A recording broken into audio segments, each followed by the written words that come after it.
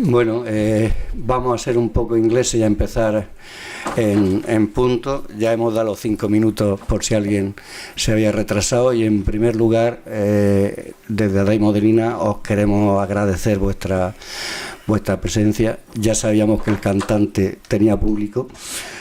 Es que no han enchufado los dos de allí detrás. A ver cómo. Es que hay allí dos altavoces que hay que enchufarlos.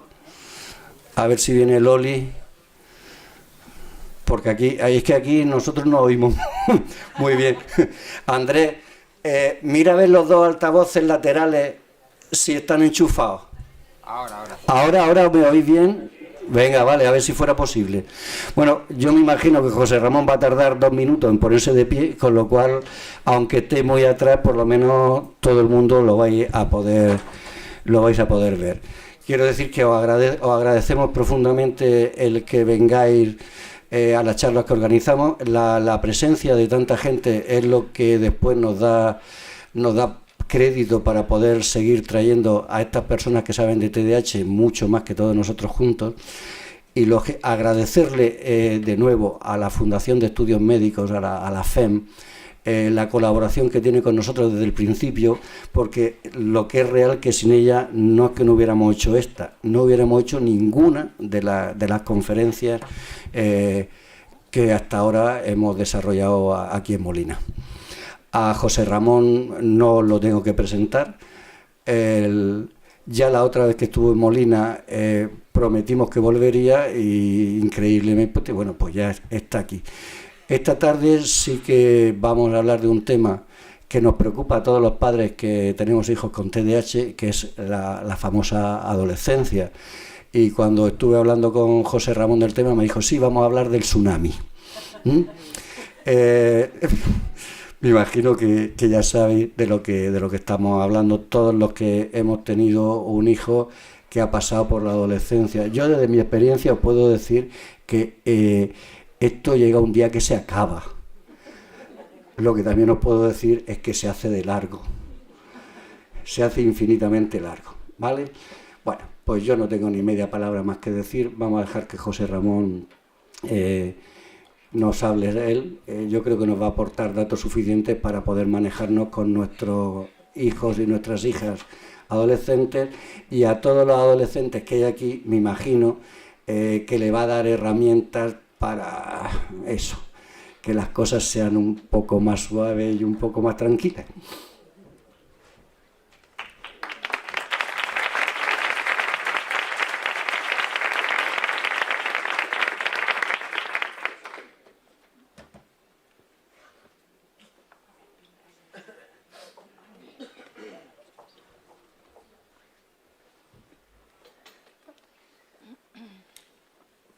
¿Se oye bien? ¿Atrás bien? ¿Sí?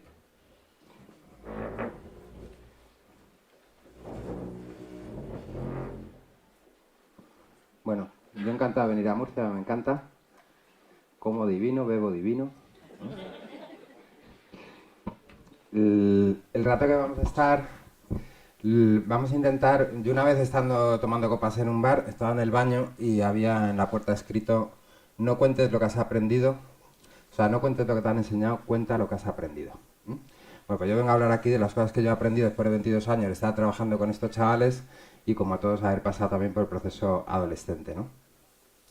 La adolescencia es la etapa de la inmortalidad y la sabiduría. ¿Son inmortales? Sí, todos hemos pasado por ahí, es decir, son inmortales porque en esa etapa pues uno no hace previsiones de consecuencias, no piensa que puede tener un cáncer, darse una leche en coche o pasarle algo, claro. Y son sabios. El adolescente sabe más que todos vosotros. Bien, entonces vamos a intentar ver desde el punto de vista neurobiológico qué es esto de la adolescencia y cómo casa, porque muchas veces los papás me decís, oye, José Chu, ¿cómo distingo yo lo que es propio del TDAH y lo que es adolescencia? Y digo, tú eres un cachondo. Es decir, estos niños son adolescentes con TDAH. No se puede disociar, ¿entendéis? Esto que muchas veces buscáis los padres de, oye, diferénciame lo que es TDAH para saber si le tengo que castigar, no castigar, si en esto tengo que intervenir, y lo que es la adolescencia. Eso es imposible. Son niños TDAH en la fase adolescente. Entonces, ¿qué define esta fase adolescente desde el punto de vista neurológico? Pues mirar, el 95% del cerebro se termina de constituir cuando tenemos 6 años. El 95% del cerebro. El 5% del cerebro termina su constitución cuando somos adolescentes y primera juventud. Pero la mala suerte del asunto es que ese 5% del cerebro que termina su constitución en la etapa adolescente, primera juventud, es el lóbulo frontal. Y dentro del lóbulo frontal es la corteza prefrontal, es decir, el área que las personas que tenemos TDAH tenemos afectada. Entonces, implica que todas las personas que están en la etapa adolescente tienen un buen terremoto en el lóbulo frontal, pero las personas que somos hiperactivos tenemos este terremoto en peores condiciones. En peores condiciones por diferentes razones, ¿no? Por nuestra patología, por nuestro retraso funcional en esta región y luego porque tenemos unas experiencias vitales que nos llevan a la adolescencia en situaciones de más factor de riesgo. Bien, ¿qué define un adolescente? Pues mira, lo que define un adolescente es que es un momento de la vida donde queremos independizarnos de nuestros padres. ¿Independizarnos en qué sentido? Es decir, la etapa adolescente es cuando entramos en lo que llamamos la etapa del desarrollo del pensamiento formal, es el pensamiento crítico. Niños por debajo de 12 años, pensar que yo estoy hablando en estándares, no sería tan exacto, estamos hablando de horquillas. Pero los chavales por debajo de 12 años no tienen pensamiento crítico. ¿Esto qué implica? Que cuando tú escuchas a un chaval que le preguntan por la calle, ¿tú qué opinas de Rajoy? Lo que diga ese niño menor de 12 años es lo que escucha a su padre y a su madre en la cocina. ¿Sobre Rajoy? Y este ejemplo siempre lo pongo, voy a poner un ejemplo feo que nadie se sienta aludido, ¿no? Pero pensemos en una familia divorciada, en un estilo clásico del divorcio, ¿no? Donde el papá pues tiene al chaval pues cada 15 días, el fin de semana, o se lo lleva de vacaciones. Y cuando ese papá se lleva al chaval de vacaciones, pues o está en el fin de semana, pues claro, lo que hacen no es hacer deberes, las normas están más flexibilizadas, o están por ahí de cachondeo y tal. Claro, papá es la releche. Y mamá pues se dedica a los deberes, a poner normas, a establecer los límites, es decir, mamá mola menos. Bien, cuando ese chaval escucha a la madre hablar por teléfono con la abuela y dice que el padre, insisto, que nadie me malinterprete ni me lo toma mal, estoy utilizando un cliché. Entonces, cuando esa mamá está hablando con la abuela por teléfono, está diciendo este cretino no me pasa la pensión y no le estoy pudiendo pagar los brackets y no sé qué, no sé cuántos, el niño no tiene pensamiento crítico. Esto implica que su padre sigue siendo estupendo. ¿Qué es lo que pasa cuando debutamos en el pensamiento crítico a partir de los 12 años? Pensamos por nosotros mismos, empezamos a tomar conciencia de las cosas por nosotros mismos. Con lo cual, ¿qué es lo que va a pasar? Que ese niño no solamente va a empezar a proyectar el futuro, sino que va a empezar a revisar con pensamiento crítico el pasado. Y donde va a Paraguay porque me compraba las botas de fútbol o íbamos a no sé qué, cuando yo ya tengo sentido crítico y veo que lo relevante y lo importante era que le pasara la pensión a mamá para pagarme los brackets, entonces papá ya no mola tanto. ¿Entendéis lo que es el pensamiento crítico? Y es una etapa complicada. ¿La recordáis cuando debutasteis en el pensamiento crítico? Que papá y mamá ya no son Superman, ya no molan tanto. Sí, y es un momento crítico, ¿por qué? Porque claro, si yo tengo un niño de 8 años que suspende 7 asignaturas en la primera evaluación, ¿creéis que en las vacaciones de Navidad, si nadie habla de los estudios y de los suspensos, ese niño tiene alguna preocupación? Le importa un carajo. No tiene pensamiento crítico, es decir, no proyecta hacia el futuro. No dimensiona la consecuencia hacia el futuro. Pero ¿qué pasa si un chaval debuta ya en pensamiento crítico y está en segundo o tercero de la ESO y catea? Empieza a proyectar la posibilidad de repetir, de perder a los colegas, el agobio. Entonces es una etapa más sensible porque al tener pensamiento crítico empezamos a tener ansiedad y estrés. ¿Porque qué es la ansiedad? Cuando mi pensamiento proyecta a futuro situaciones que me desbordan, que me superan, que son escenarios turbulentos y soy consciente de ellos. Si yo no tengo pensamiento crítico, pues a no ser que vivas en una familia desestructurada, donde la realidad inmediata te genere mucho estrés, los niños por debajo de 12 años, si viven en un entorno normal, no proyectan a futuro las cosas, no tienen ansiedad, estrés. ¿Más o menos entendemos el concepto del pensamiento crítico? Bien, cuando tenemos pensamiento crítico se produce otro fenómeno muy curioso que es que yo ya quiero ser yo. El sentido de identidad. Y esto es jodidillo. ¿Por qué es jodidillo? Porque yo llevo 12 años de mi vida siendo lo que mis padres quieren que sea. Y todo lo que sé lo he aprendido de mis padres. Y todos los modelos los he aprendido de mis padres. Y de repente llega un momento de que yo no quiero ser como papá. ¿Y entonces qué pasa cuando yo quiero ser yo? el péndulo de Foucault. Para yo ser yo, tengo que renunciar a papá. Es decir, si papá lleva piercing, yo no llevo piercing. Porque no mola, porque yo no quiero ser como papá, yo quiero ser yo. Y esta parte, ¿no?, del sentido de la identidad, de que los chavales quieran ser ellos mismos, también es muy conflictivo. ¿Porque tienen experiencia? Claro, yo cuando hablo con los chavales digo, mira, la vida es como un juego de la PlayStation. Es decir, tus padres están en la pantalla 45 y te están viendo a ti jugar en la pantalla 17. Dicen, la madre que le parió, como juegue como en la pantalla 17, la pantalla 35, no pasa de pantalla. Claro, yo les digo, oye, tú estás viendo a un chaval de 6 años jugar un videojuego que tú conoces, y le estás viendo jugar las primeras pantallas y le ves qué decisiones está tomando, cómo está jugando, cuáles son sus estrategias, sus habilidades, y tú que conoces el juego dices, este tío no pasa de pantalla ni de coña. Pues esto es lo mismo que le pasa a los padres, que os ven jugar en la pantalla 17, ellos ya conocen la pantalla 17 y la 18 y tal, dicen, madre mía, así no pasan de pantalla. Bueno, y luego otra peculiaridad de la adolescencia que también es potente, aparte de este sentido, ¿no?, de la identidad, de que quieren ser ellos mismos, es una etapa donde los padres dejáis de tener influencia. Ya no sois ascendentes, las familias son los colegas. Sí, las familias son los colegas, ¿por qué? Porque donde antes tú como padre, como madre, eras la referencia, el modelo, ahora a ti ya no te quieren como modelo para nada, no molas. El modelo son sus colegas, sus amigos, referentes más cercanos. Y entonces es un momento complicado porque yo siempre os digo cariñosamente, los niveles de influencia y ascendencia de los papás con los niños hasta los 12, bien. Así que hacer las cosas hasta los 12, bien. De los 13, 14, 15, 16, 17, 18, 19, 20, 21, 22, 24, 25, 26, si son TDAHs, las familias son los colegas. Y entonces, claro, aquí empezamos a tener factores de riesgo, ¿no? Porque depende de los colegas. Si tengo grupos de referencia con un ascendente sanete, majete y tal, estupendo. Ahora, como esté en grupos de perlas, pues esas son las referencias. Hacia ahí va mi modelo, lo que me apetece parecerme, con lo que me siento identificado. Luego os aseguro que lo recuperáis. Esto de cómo me acuerdo y cómo entiendo ahora a mi padre. ¿Esto os ha pasado?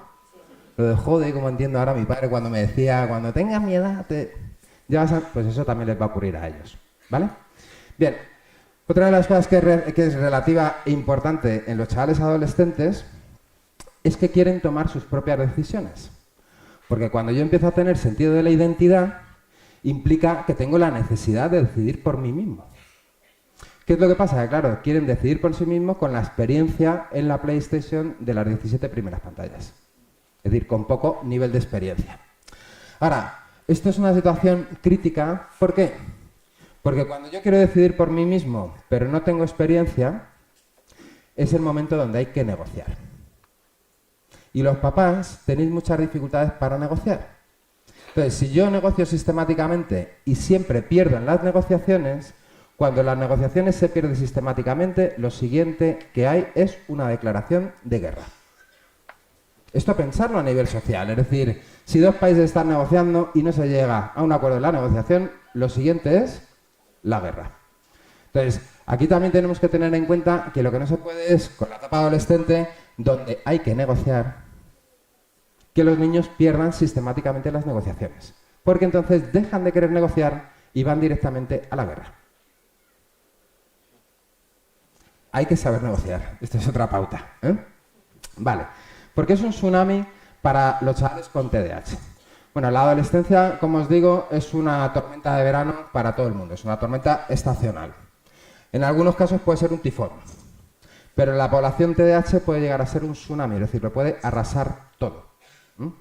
Y aquí lo importante es sobrevivir al tsunami.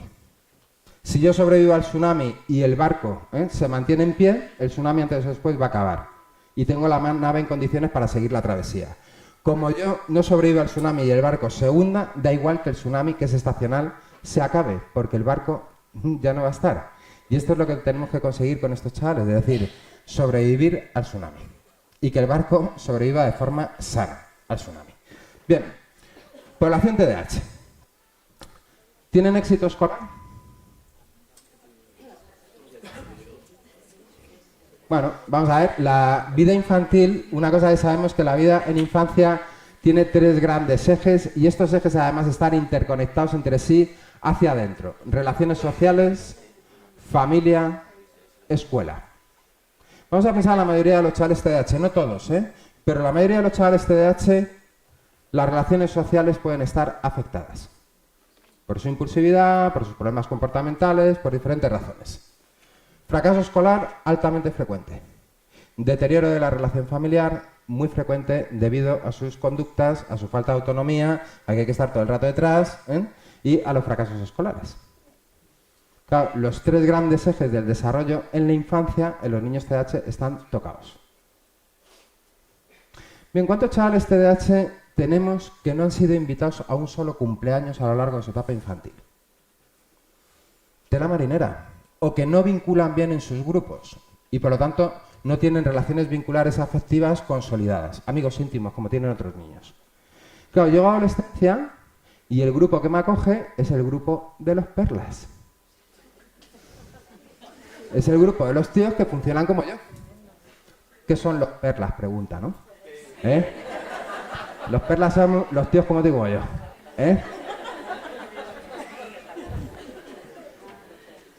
Sí, claro. ¿Qué quiere decir con esto? Que si estamos en la fase donde los amigos son la familia, y yo vengo de una trayectoria vital, donde no he tenido relaciones vinculares bien consolidadas, cuando llego a la etapa de adolescencia, la pertenencia a la tribu es importantísima.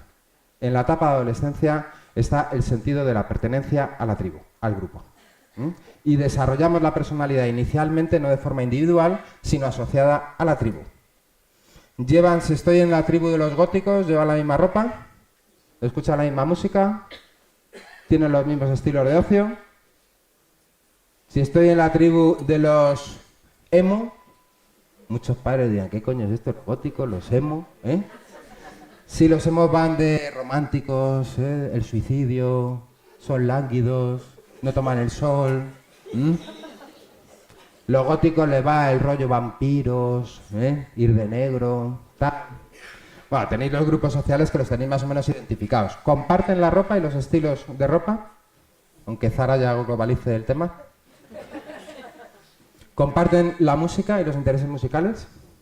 ¿Comparten los ídolos? ¿Comparten los estilos de ocio?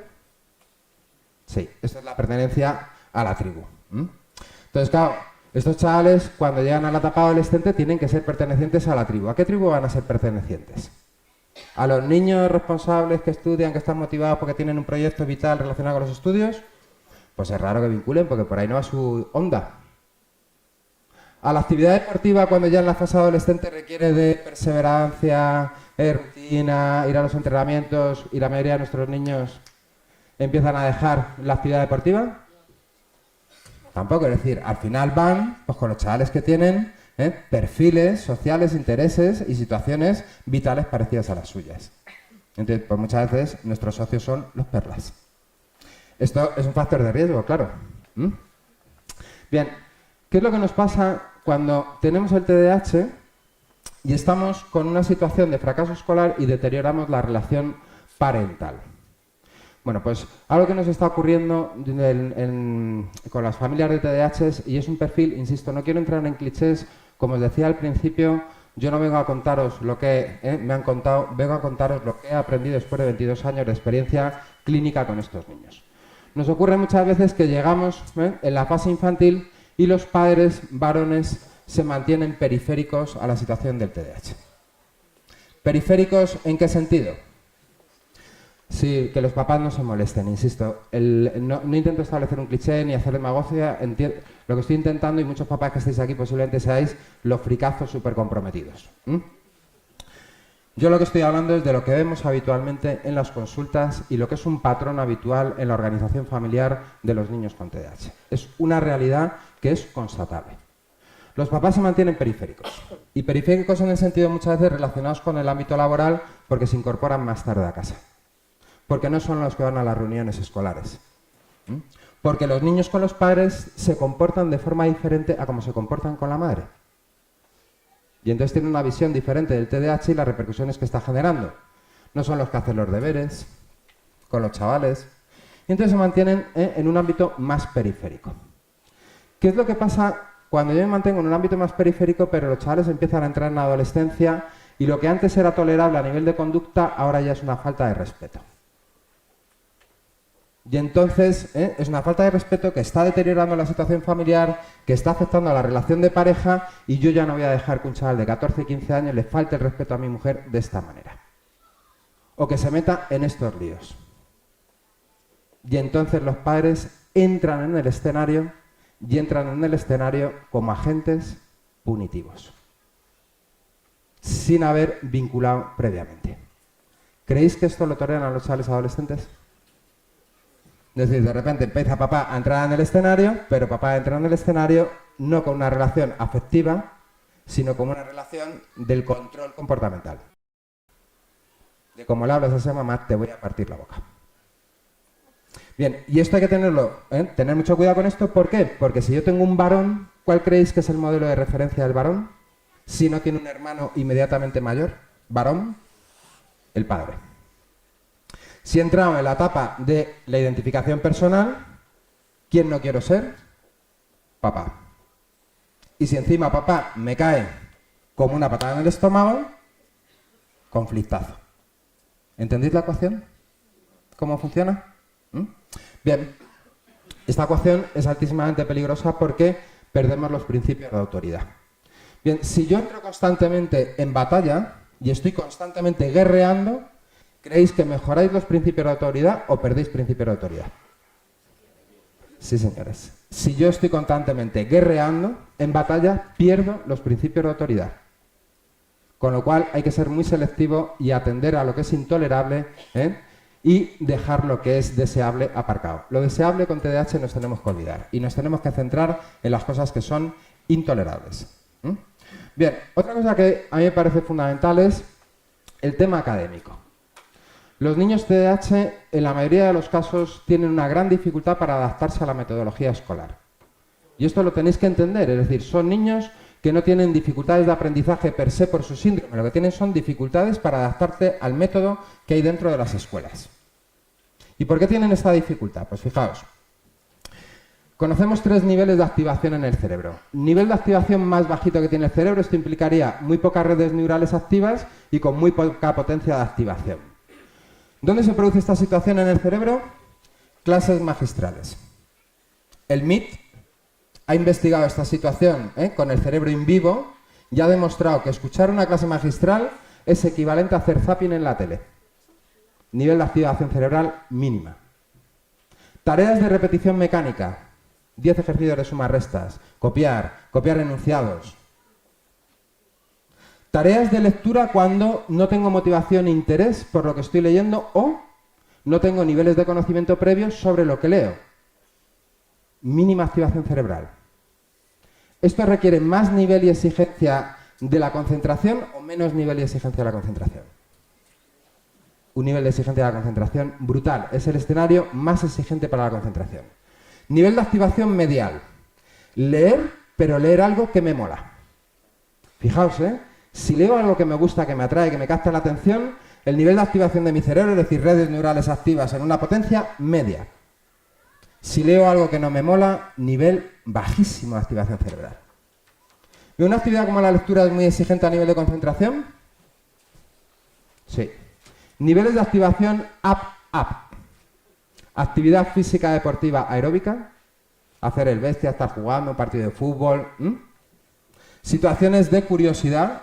Y tengo a mi TDAH que no es capaz de centrarse ni 5 minutos, me lo llevo a un espectáculo de magia y le tengo 1 hora clavado. Situaciones relativas a tu supervivencia, niveles de activación up, todo el cerebro a tope. Si estáis en el Titanic hundiéndote, ponte detrás del TDAH. Y tú síguele. Haz lo que haga. Bien. Y situaciones relativas a la motivación intrínseca y extrínseca. Por eso sabemos que no hay aprendizaje sin emoción. Claro, cuando el nivel de activación cerebral es up, los niños con TDAH no tienen ninguna afectación neurológica que les distinga del resto de chavales. Un niño TDAH en factores motivacionales de curiosidad, supervivencia o en situaciones activas puede estar horas con PlayStation, puede estar horas jugando a un juego que le motiva, puede estar enganchado con el profesor que es súper friki, un motivador que les mantiene ilusionados y el tío está enchufado. Claro, pero ¿cuál es el escenario al que estos niños se enfrentan dentro de las aulas día tras día, 45 minutos tras 45 minutos? Sentados, nada de activación física, cerebro down, clases magistrales, el 55% de su tiempo en un aula los profesores hablando, down, tareas de repetición mecánica, down, lectura de contenidos que ni les interesan ni les van, ni están relacionados con sus intereses, down. Es decir, situaciones metodológicas de altísima exigencia para la función ejecutiva. Control inhibitorio, memoria a corto plazo, concentración, etc. Claro, ¿por qué digo esto? Porque están abocados en el sistema a tener grandes dificultades de aprendizaje y, por lo tanto, son niños de mayor factor de riesgo para el fracaso escolar. Si yo llego con fracaso escolar a la secundaria, fijaos, el TDAH, ¿qué tal te ha salido el examen? Puta madre. Contestaba todo. ¡Buah! Así, mogollón, papá. Devolución de la nota, cate. Pero no te había salido de puta madre, Sí, pero ese niño lo que no es consciente, porque tiene una afectación ejecutiva, es que un enunciado que tenía dos partes, ha contestado la primera parte y después de un minuto de contestar se le ha olvidado que había una segunda parte. Porque cuando ha terminado de contestar la primera parte y su cerebro le dice por el siguiente, no le dice, tío, te queda la mitad.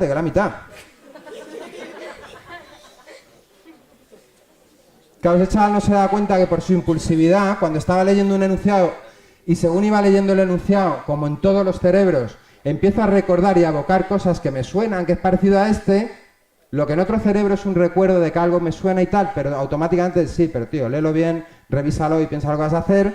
En los cerebros de nuestros niños ya me lo sé. Y entonces ha contestado algo que no tiene nada que ver con lo que le han preguntado. Y el niño no toma conciencia de que el examen le ha salido mal. Vuelta a llegar a casa, ¿qué tal el examen? Estaba chupado. Otra vez cate. ¿Qué es lo que pasa cuando esto se sistematiza y empezamos a debutar en el pensamiento crítico? Que se produce un fenómeno que se llama indefensión aprendida. La indefensión aprendida, señores, es que si yo pusiera a este grupo de la derecha y os hiciera una tarea que vamos a hacer todos conjuntos, os doy letras a todos y con las letras la tarea es construir palabras. Lo que no sabe el grupo de la izquierda es que las letras que le doy es imposible construir ninguna palabra en castellano con las letras que le doy. Ellos no lo saben. Os pongo la tarea y digo, cuando terminéis, levantar la mano. 10 segundos, grupo A, todos con la mano levantada. Grupo B, todos rayados. Repito la tarea. 10 segundos, grupo A, todos la mano levantada. Grupo B, mosqueados. Bueno, si esto lo repito sistemáticamente, el grupo B, antes o después, deja de intentar resolver la tarea. Indefensión aprendida, anticipación del fracaso. Estos chavales, al final, acaban con anticipación del fracaso, en un momento tremendamente crítico que es la secundaria, el debut de su pensamiento crítico. Donde cuando era pequeño su fracaso escolar no lo dimensionaba en su incapacidad y la imposibilidad de seguir adelante. Cuando ya tienen esta edad, anticipan el fracaso y entonces están motivados para tirar para adelante.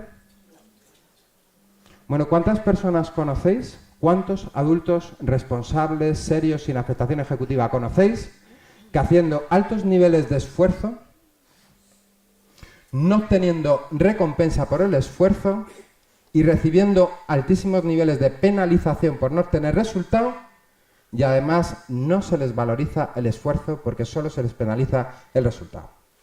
Altos niveles de esfuerzo, no recompensa por el esfuerzo, bajos niveles de resultado y penalización por los resultados. ¿Cuántos conocéis que serían perseverantes? ¿Conocéis algún adulto que sería perseverante en este escenario? No, señores. Ningún adulto podría ser perseverante en este escenario. Estos chicos, altos niveles de esfuerzo, monitorizados por sus padres, por los profesores de apoyo, más horas que nadie en la escolarización, bajísimos niveles de resultados, penalizados por los resultados, sin valorizarles su esfuerzo. tiene que estudiar más. Dice, mira, profe, no digas que tiene que estudiar más, dile que le falta un hervor. Pero no que tiene que estudiar más, porque es que está su madre aquí invirtiendo entre 3 y 5 veces más tiempo en la escolarización que cualquier otro niño. No lo digo yo, está medido, ¿eh? La población de niños hiperactivos dedica entre 3 y 5 veces más tiempo real a las tareas escolares. Los niveles de resultado muy por debajo de su capacidad intelectual y del tiempo invertido. El reconocimiento de su esfuerzo es mínimo por parte del profesorado y por parte de los padres, y tanto el profesorado con las notas y los padres con los resultados de las notas penalizamos. Oye, cuando yo ya tengo pensamiento crítico, os vais a cagar. Os vais a cagar. Porque yo no valgo para estudiar. Y ya me he encargado yo de generar esta mentalidad. Es que ¿cómo vas a probar tu segundo de la ESO como funcionas en sexto de primaria? Si tú anticipas el fracaso. Enhorabuena. ¿Se ha acoplado, no? ¿Por? ¿Se ha acoplado? ¿Ahora? Uy, qué tela, que se habla así. ¿Ahora mejor? ¿Soy atrás? ¿Sí? Bien. Con lo cual... ¿No? ¿Cojo el otro? Hola, hola. A ver si aguanta. Ahora aguanta. Que si puede así, guay. Si no, cojo el otro, ¿eh? Bien. Si un niño tiene fracaso escolar, ¿tiene mayor nivel de estrés o menor nivel de estrés? La construcción de su autoestima en el sistema español tiene altos niveles de relación con el resultado académico. Sí, por desgracia, por cómo afrontamos los adultos la situación del éxito o del fracaso escolar. ¿Cuándo construimos la personalidad los seres humanos? ¿Sabéis en qué etapa? En el debut de pensamiento crítico. La personalidad de los seres humanos la hacemos entre los 12, 18, 19, 20 años. Yo siempre os digo de broma, no conozco ni un adulto que tenga 70 años que haya superado su adolescencia. Sí, señores, los complejos básicos, los miedos básicos, los creáis en la adolescencia y los mantenéis hasta la vida adulta. Podréis convivir mejor o peor con ellos, pero los mantenéis hasta la vida adulta. Entonces esto hay que mimarlo mucho con los chavales. Bien, ¿por qué os digo esto? Porque mirad, desde el punto de vista estratégico, cuando nos estáis llegando, en el decir, pues ¿cómo le motivo para estudiar? Digo, cambia el sistema educativo, si no te he jodido. Claro, cambia el sistema educativo. Modifica el cerebro.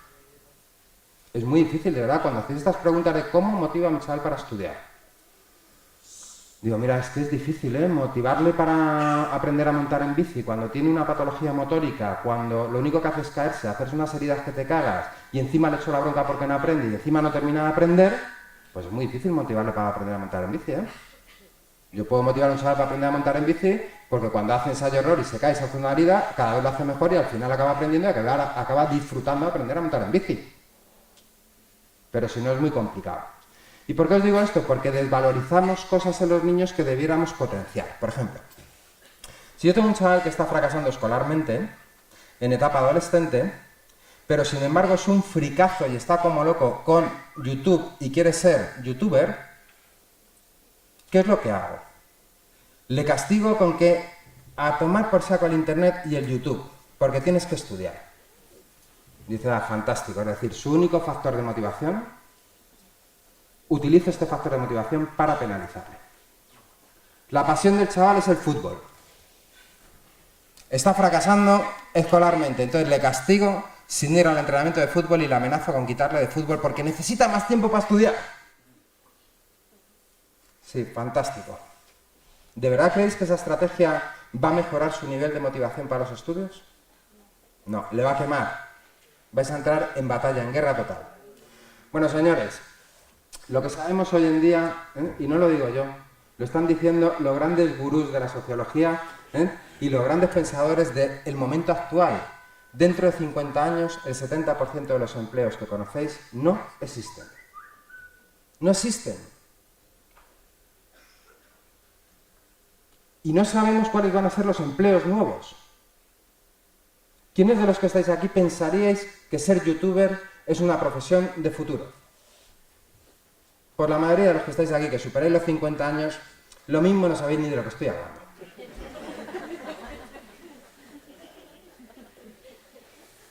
Ahora, ¿cómo se puede ser el padre de un adolescente del siglo XXI teniendo los conocimientos y preceptos morales de padres del siglo XX?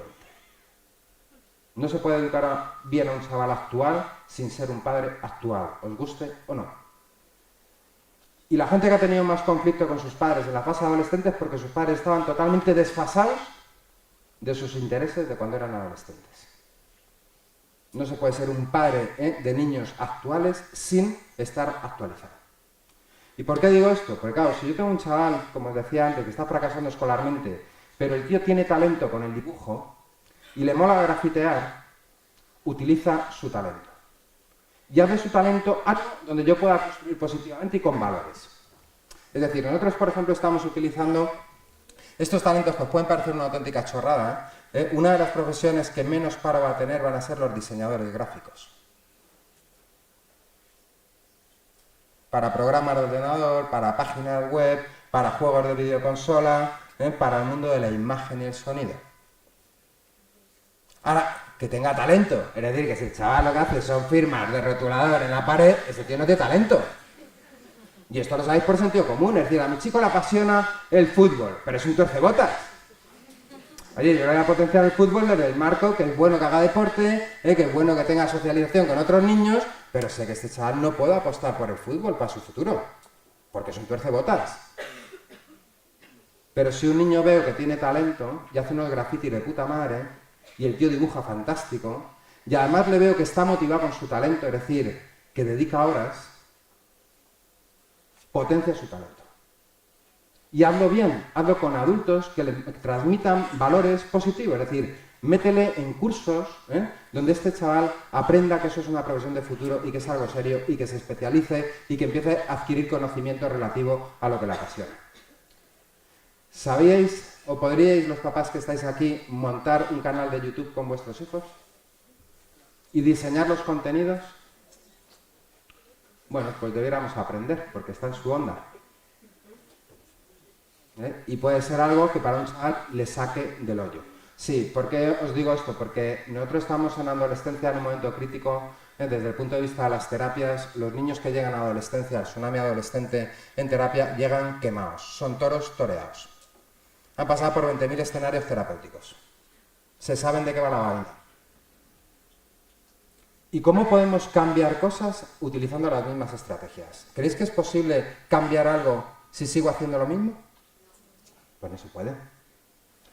Nosotros hemos llegado a un punto que lo que estamos haciendo con estos chicos, cuando están en la adolescencia y ya están muy desconectados de lo académico, empiezan a entrar en mucho factor de riesgo comportamental, o con el tema del consumo de sustancias. ¿Me lo quito? ¿Estoy jodiendo la grabación? ¿No? Lo que hacemos es que trabajen con coaches. ¿Los hermanos mayores de la tele? Sí, lo que buscamos es que tengan referentes adultos, pero que tengan un toque gamberro, molón, vacilón, no rancio, que empaticen con ellos y sus intereses y que les guíen en sus factores de motivación. Y no nos centramos en lo académico. ¿Qué estamos consiguiendo con estos? Que muchos chavales consigan reengancharse con lo académico porque necesitan tener ciertos títulos para poder seguir avanzando en lo que a ellos les motiva. Mientras que cuando les estamos quitando sus focos de motivación para penalizarles, lo que hacemos es desconectarles de su pasión y no conseguir que se reenganchen con lo académico. Así que hay que ser inteligente y si una cosa no funciona, no la sigas replicando. Cambia la estrategia. Estos coaches muchas veces os sorprenderán. Fijaos, muchas veces no cogemos especialistas en TDAH ni psicólogos. Estamos utilizando coaches que vienen del ámbito del ocio y tiempo libre o monitores deportivos. Gente que tiene una capacidad y un don para conectar con los chavales adolescentes y tener un mensaje que estos niños son capaces de escuchar. ¿Os ha pasado esto de que tú le dices a tu crío una cosa, ni puñetera caso, pero se la dice su primo, lo mismo, y tiene ascendente? ¿Y a este sí le hace caso, para mí no? Bien, bienvenidos a la adolescencia, porque si me lo dice papá, yo quiero ser yo. Pero si me lo dice mi primo, el molón, tiene nivel de ascendencia sobre mí. Ese es el papel de los coaches. Nada de terapia de despacho. Los coaches se conectan con ellos por sus redes sociales, quedan con ellos fuera de los escenarios de despacho, es decir, escenarios donde yo vincule. ¿Podríais ser amigos míos en el escenario de despacho? Podríamos llevarnos bien, pero tendríamos una relación condicionada terapeuta-paciente. Ahora, si nosotros nos vamos por ahí al monte a escalar y si nosotros nos vamos por ahí a un cine, si nosotros... ¿El escenario condiciona el tipo de relaciones que vamos a tener? Sí, el escenario es determinante. Escenarios de despacho dan un tufo clínico que no veas. Y sí es verdad que en muchas ocasiones necesitamos, hay muchos niños que requieren el escenario clínico, pero cuando estamos hablando de recuperar a los niños a nivel personal, no trabajar una patología clínica, sino recuperar al individuo a nivel personal, no necesitamos escenarios clínicos. Necesitamos escenarios normativos, de su realidad normativa. Bien, lo voy a quitar porque... Me reverbero y esto...